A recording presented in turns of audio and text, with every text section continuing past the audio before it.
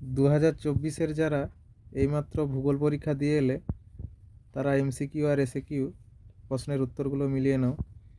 একটি বহির্জাত প্রক্রিয়ার উদাহরণ আবহিকার। পার্বত্য হিমবাহের শীর্ষদেশে হিমবাহ পর্বতগাত্রের মধ্যে সংকীর্ণ ও গভীর ফাটলগুলিকে বলে বার্কশুন্ড। বায়ুমণ্ডলের যে স্তরে আবহাওয়ার গোলযোগ দেখা যায় সেই স্তরটি হলো ট্রোপোস্ফিয়ার। বৈপরত্য উত্তাপ সংঘটিত হয় যখন উচ্চতা বৃদ্ধিতে উষ্ণতা বৃদ্ধি পায়। ভূপৃষ্ঠের কোনো একটি স্থানে জোয়ারের সঙ্গে ভাটার সময়ের পার্থক্য 6 ঘন্টা 13 মিনিট। সমুদ্রে যে স্থানে উষ্ণ ও শীতল স্রোত উভয়ে মিলিত হয় তাকে বলে হিমপ্রাচীর। বিষাক্ত নয় এমন একটি বজ্র পদার্থের উদাহরণ হলো ধানের খোসা। ভারতের উত্তরে পার্বত্য অঞ্চলে অবস্থিত একটি লবণাক্ত হ্রদের নাম হলো প্যাংগং হ্রদ।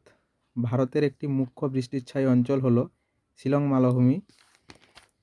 ব্যাসল্ট শিলার আবিষ্কারের ফলে সৃষ্ট মৃত্তিকা হলো কৃষ্ণ মৃত্তিকা।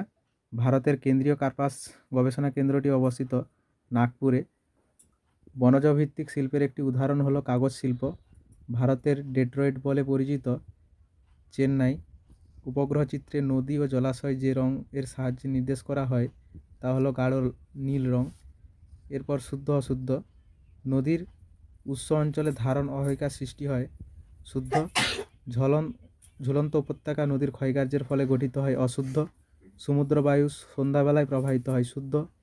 হিমালয়ের দুটি উল্লেখযোগ্য উদ্ভিদ হলো গরান ও গোলপাতা অশুদ্ধ। গোদাবরী নদীর গ্রস্ত উপত্যকার মধ্য দিয়ে প্রবাহিত হয় অশুদ্ধ। আর্সেনিক একটি বিষাক্ত বজ্র পদার্থ শুদ্ধ। মহাকাশে প্রেরিত ভারতের প্রথম কৃত্রিম উপগ্রহের নাম অ্যাপোলো অশুদ্ধ। শূন্যস্থান পূরণ। প্রপাতকূপ সৃষ্টি হয় জলপ্রপাতের পাদদেশে।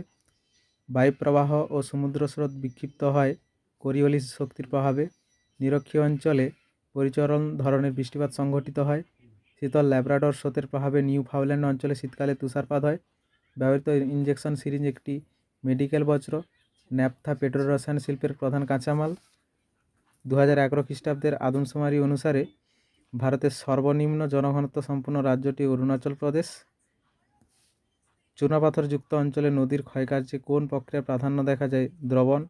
বায়ুমণ্ডলে কোন স্তরে মেরু প্রবাহ দেখা যায় আয়োনোস্ফিয়ারে।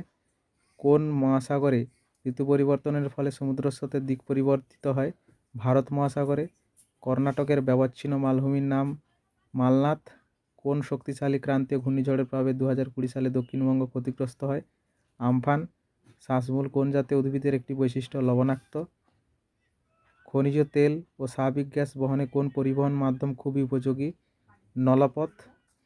ভূবৈচিত্র্যসূচক মানচিত্রে যে কাল্পনিক রেখার সাহায্যে ভূমির উচ্চতা দেখানো হয় তার নাম সমোন্নতি রেখা। বাম দিক ডান দিক। কাশ্মীর উপত্যকা জাফরান। লুনি নদী রাজস্থান। রোডোডেনড্রন আলপীয় উদ্ভিদ। সালেম শঙ্কর ইস্পাত কেন্দ্র।